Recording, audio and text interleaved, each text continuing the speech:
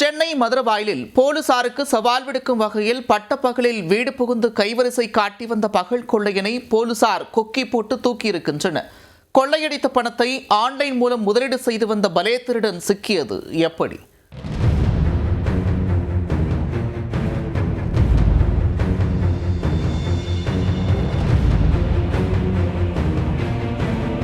சென்னை புறநகர் பகுதிகளில் பூட்டிய வீடுகளில் கைவரிசை காட்டி வந்த கொள்ளையன் திருட்டு பணத்தில் பாதியை நண்பர்களுக்கு கொடுத்துள்ளான்.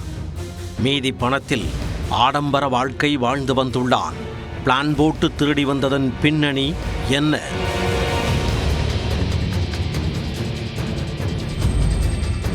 சென்னை மதுரவாயலை அடுத்த ஆலப்பாக்கத்தில் உள்ள ஆண்டாள் நகர் பகுதியைச் சேர்ந்தவர் சுப்பிரமணியன்.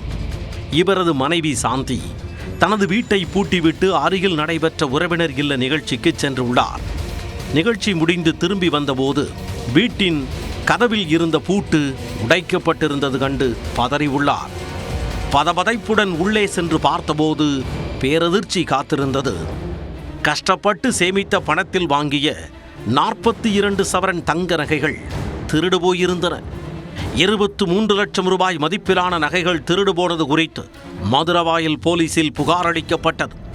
புகாரின் பேரில் வழக்கு பதிவு செய்த போலீசார் சம்பவ இடத்தில் பதிவான சிசிடிவி கேமரா காட்சிகளை ஆய்வு செய்து கொள்ளையனுக்கு வலை வீசினர். விசாரணையில் பூந்தமல்லியை அடுத்த செந்நீர்குப்பம் பகுதியைச் சேர்ந்த பிரபல கொள்ளையன் ராஜேஷ் ஆண்டாள் நகரில் கைவரிசையை காட்டியது தெரிய வந்தது. இதையடுத்து அவரை கைது செய்து போலீசார் விசாரணை மேற்கொண்டதில் பகல் நேரங்களில் பூட்டியிருக்கும் வீடுகளை நோட்டமிட்டு திருட்டு வேலையில் ஈடுபட்டதாக கூறியுள்ளார். அதிலும் போலீசாருக்கே சவால் விடும் வகையில் பகல் நேரத்திலேயே பூட்டை உடைத்து கொள்ளை சம்பவத்தை அரங்கேற்றி வந்ததும் அம்பலமானது. திருடிய நகைகளில் பாதி நகைகளை அவரது நண்பர்களுக்கு கொடுத்து உதவி உள்ளார். மீதி இருக்கும் நகைகளை அடகு வைத்து அதில் கிடைக்கும் பணத்தில் ஆடம்பரமாக ஊர் சுற்றி வந்துள்ளார். குறிப்பாக கொள்ளையடித்த பணத்தை ஆன்லைனில் நண்பர்கள் மூலம் முதலீடு செய்திருப்பதும் தெரிய வந்துள்ளது. கைதான பகல் கொள்ளையன் ராஜேஷ் மீது கொள்ளை உட்பட 36 வழக்குகள் நிலுவையில் உள்ளன. அவரிடம் இருந்து 31 சவரன் நகைகளை மீட்ட போலீசார் திருட்டுக்கு உடந்தையாக இருந்தவர்கள் யார் யார் என்பது குறித்தும் விசாரித்து வருகின்றனர்.